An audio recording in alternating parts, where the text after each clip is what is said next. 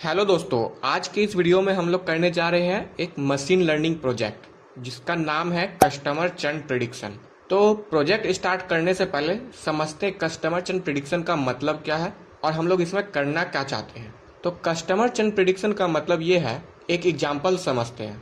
मान के चलिए आप एक टेलीकॉम कंपनी के ओनर हैं, लाइक जियो और एयरटेल। तो कुछ कस्टमर्स क्या करते हैं, सडनली स्टॉप कर देते हैं उस सिम को यूज करना। तो उसी को कहा जाता है कस्टमर चर्न।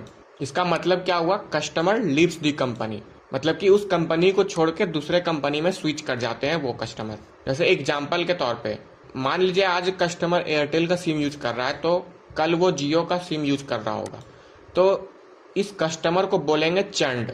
तो हमारा इस प्रोजेक्ट का गोल क्या है, हमें मॉडल को प्रिडिक्ट करवाना है कि वो कस्टमर उस कंपनी के साथ जुड़ा रहेगा या नहीं।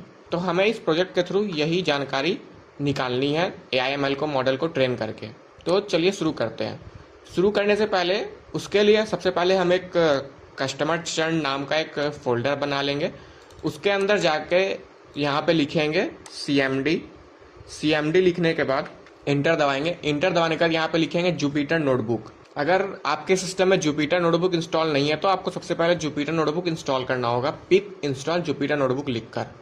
अगर आपके सिस्टम में ऑलरेडी इंस्टॉल है तो जुपिटर नोटबुक लिख के इंटर दबाएंगे तो हमारा जुपिटर नोटबुक ओपन हो जाएगा। मेरा ऑलरेडी ओपन है इसलिए तो मैं ओपन कर ले रहा हूँ। और यहाँ से रीनेम करके इस फाइल का नाम रख देंगे चर्न प्रिडिक्शन और रीनेम कर देंगे।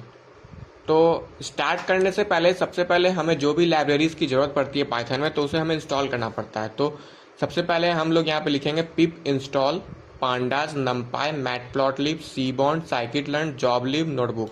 तो इन सभी लाइब्रेरीज का हम इस प्रोजेक्ट में यूज करेंगे, इसलिए मैंने इसे पहले इंस्टॉल कर लिया। अगर इंस्टॉल नहीं करेंगे तो हमें एरर देगा अगर कोई भी कोड को रन करेंगे तो इसके इंस्टॉल होने के बाद हम क्या करेंगे, लाइब्रेरीज को इंपोर्ट करेंगे। तो हमने सारी लाइब्रेरी जो इंस्टॉल किया था मैंने उसको क्या किया, इंपोर्ट कर लिया। सबसे पहले pandas SPD, import pandas SPD। ये क्या करता है, loading and handling tables data like Excel sheets. तो ये हैंडल करता है जो भी डेटा मतलब कि हम लोग इसमें यूज कर रहे हैं CSV फॉर्मेट के फॉर्म में, तो वो उसे हैंडल करने में मतलब कि हेल्प करता है। मैंने जितने भी लाइब्रेरीज इंस्टॉल करा है सबके बारे में मैंने यहाँ पे लिख दिया हैश मतलब कि कमेंट करके। तो आप लोग चाहे तो इसे पढ़ भी सकते हैं, वीडियो को स्टॉप करके या पॉज करके। तो चलिए हम लोग आगे बढ़ते हैं। हमने क्या क्या इंपोर्ट किया, पांडास नमपाई मैटप्लॉटलिब सीबॉन्ड और ट्रेन टेस्ट स्प्लिट। ये मतलब कि हमें मॉडल को ट्रेन करने में काम आता है। लेवल इनकोडर क्या करता है, टेक्स्ट वैल्यूज को नंबर में कन्वर्ट करता है। और हमने स्टैंडर्ड स्केलर को इंपोर्ट करा और मॉडल्स हमारा 2 इंपोर्ट करा, लॉजिस्टिक रिग्रेशन और रैंडम फॉरेस्ट क्लासीफायर। और एक्यूरेसी स्कोर, ये क्या करेगा, हमारे मॉडल का एक्यूरेसी बताएगा कि वो मॉडल का कितना एक्यूरेसी है। और फिर ये वार्निंग्स इंपोर्ट करा है ताकि जो भी हमें वार्निंग्स आता है जुपिटर नोटबुक में वो क्या करता है, उसे रिमूव कर देता है, वो वार्निंग्स नहीं आता। जैसे यहाँ पे वार्निंग्स आ रहा है तो और नीचे में कहीं हमें वार्निंग्स देखने को नहीं मिलेगा। अब हम लोग क्या करेंगे, डेटा सेट को लोड करेंगे। यहाँ पे मैंने क्लासिफिकेशन रिपोर्ट और कन्फ्यूजन मैट्रिक को भी इंपोर्ट कर दिया, लेकिन मैंने इसे आगे यूज़ नहीं करा है। आप लोग चाहे तो इसका भी इस्तेमाल कर सकते हैं। तो सब स्टेप 3 क्या है, डेटा सेट को लोड करेंगे। तो डेटा सेट मैंने जो यूज करा है वो मैं आपको डिस्क्रिप्शन बॉक्स में प्रोवाइड कर दूंगा, तो आप लोग इसे डाउनलोड करके भी यूज कर सकते हो। और ये पूरा कोड भी दे दूंगा गिटहब पर, तो डिस्क्रिप्शन बॉक्स में रहेगा, तो आप लोग उस पर जाकर देख सकते हैं। तो डेटा सेट को इंपोर्ट करने के बाद मतलब कि लोड करने के बाद तो डेटा सेट में देखेंगे कि पहले उसमें क्या कौन कौन सा डेटा है क्या है नहीं है। तो df.head क्या करता है, पहले 5 रो को मतलब कि प्रिंट कर देता है जब हम इसको रन करते हैं। तो df.head का यही काम है और मैंने उसके बारे में लिख भी दिया यहाँ पे, आप लोग पढ़ लेना इसे। और df.shape ये क्या करेगा, हमें बताएगा कि नंबर ऑफ रोज और कॉलम कितने डेटा सेट में।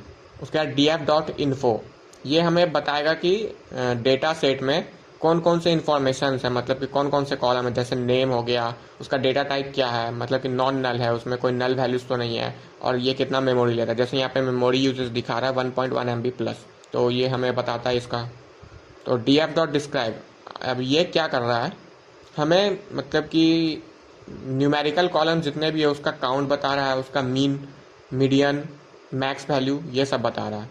अब आते हैं क्लीनिंग पार्ट में क्या कर रहे हैं, df.drop ये क्या करेगा, जो भी यहाँ पे हमने लिखा है कॉलम का नेम, कस्टमर ID तो इसे क्या करेगा, परमानेंटली रिमूव कर देगा, क्योंकि कस्टमर आईडी का हमें इस डेट मतलब कि इस प्रोजेक्ट में ज़रूरत नहीं है, इसीलिए इसे क्या कर रहे हैं, ड्रॉप कर दे रहे हैं। ड्रॉप क्या करता है, उस जैसे यहाँ पे लिखा मैंने, removes the customer ID column permanently from the data set because it is not useful for prediction के लिए इसका काम नहीं था, इसलिए इसको मैंने क्या किया, ड्रॉप कर दिया कस्टमर आईडी को। df dot is null dot sum, ये क्या करेगा, checks each column and shows the total number of missing या एम्प्टी वैल्यूज, मतलब कि हर एक कॉलम को चेक करके बताएगा कि हमें इस डेटा सेट में कितने नल वैल्यूज है। तो यहाँ पे 0 है, मतलब कि एक भी नल वैल्यूज नहीं है। अब क्या, df total charges equals to pd dot numeric, df total charges error correct, ये क्या कर रहा है, कन्वर्ट कर रहा है टोटल चार्जेस कॉलम को न्यूमेरिक फॉर्मेट में। इस कोड का मतलब यही था। अब आगे क्या है, रिप्लेस मिसिंग वैल्यूज, मतलब कि मिसिंग वैल्यूज को हम लोग इसमें रिप्लेस कर रहे हैं न्यूमेरिक, मतलब कि मीडियन के फॉर्म में। तो ये हमारा मीडियन वैल्यूज का कोड था, जो कि मिसिंग वैल्यूज कहीं पे अगर है तो वो क्या करेगा, मीडियन वैल्यू में से कन्वर्ट कर देगा। और यहाँ पे हम लोग क्या कर रहे हैं, converts yes no values in the churn column into numeric values 1 और 0 फॉर मशीन लर्निंग, मतलब कि हमारा जो मॉडल है वो तो न्यूमेरिक वैल्यू समझता है। तो हम लोग क्या कर रहे हैं, मतलब कि कोई भी कस्टमर छोड़ के जा रहा है या नहीं जा रहा है, तो उसे क्या किए, तो 1 और 0 में कन्वर्ट कर दिए। अब नेक्स्ट चलते हैं, एली इक्वल्स टू लेवल इनकोडर, ये क्या कर रहा है, लेवल encoder object convert text data into column, मतलब कि टेक्स्ट डेटा जो भी रहेगा उसे क्या करेगा, नंबर में कन्वर्ट कर देगा। यहाँ पे मैंने हर एक कोड का मतलब लिख दिया है कि वो क्या कर रहा है। For column in df dot columns, ये क्या कर रहा है, मतलब कि लूप चलाएगा हर एक कॉलम में, मतलब कि डेटा सेट में जितने भी कॉलम्स के ऊपर लूप चलाएगा और चेक करेगा कि उसमें कोई भी टेक्स्ट या स्ट्रिंग वैल्यूज तो नहीं है, और फिर क्या करेगा, उसको ऑटोमेटिकली कन्वर्ट कर देगा न्यूमेरिकल्स में, न्यूमेरिकल वैल्यू में कन्वर्ट कर देगा। अब चलिए ईडीएफ परफॉर्म करते हैं। SNS dot count plot x equals to churn, मतलब कि ये कोड क्या कर रहा है, हमें एक ग्राफ क्रिएट कर रहा है जो कि हमें बता रहा है कि कस्टमर चर्न डिस्ट्रीब्यूशन, मतलब कि कौन कौन से कस्टमर छोड़ के गया है नहीं गया है, वो हमें उसका काउंट बता रहा है। अब ये क्या है, हीट मैप जनरेट कर रहा है ये कोड, और मैंने यहाँ पे सबके बारे में लिख भी दिया है, आप लोग इसे पढ़ के समझ सकते हो। जैसे ये कोड क्या कर रहा है, ये heat map showing relationship between columns with correlation values written inside boxes, जो भी बॉक्सेस के अंदर लिखा हुआ है उसके बारे में बता रहा है हमें। और ये क्या कर रहा है, calculate correlation value between all numerical column, ये कोरिलेशन फाइंड कर रहा है हर एक न्यूमेरिकल कॉलम्स का। और ये टाइटल, मतलब कि जो मतलब कि ये टाइटल हमें देगा, जैसे कोरिलेशन हीट मैप, तो हमें टाइटल में यहाँ पे दिख रहा होगा आपको कोरिलेशन हीट मैप। शो क्या कर रहा है, मतलब कि ये हीट मैप जो हमें दिख रहा है ये शो के कारण दिख रहा है, हीट मैप ग्राफ का। आगे चलते हैं, अब हम लोग बॉक्स प्लॉट ग्राफ जनरेट कर रहे हैं। तो ये क्या कर रहा है, SNS dot box plot, x में चर्न है और वाई में मंथली चार्जेस है, मतलब कि मंथली चार्जेस वर्सेस चर्न है का प्रिडिक्शन है ये, मतलब कि कौन से मंथली चार्जेस कौन कितना दिया, कौन किसका चांसेस है छोड़ने का, वो बता रहा है। अब किसका कॉन्ट्रैक्ट टाइप वर्सेस चर्न, मतलब कि यहाँ पे इस ग्राफ में हमें किसका कितना दिन का कॉन्ट्रैक्ट था और वो कितना दिन उस कंपनी में रहा वो बता रहा है।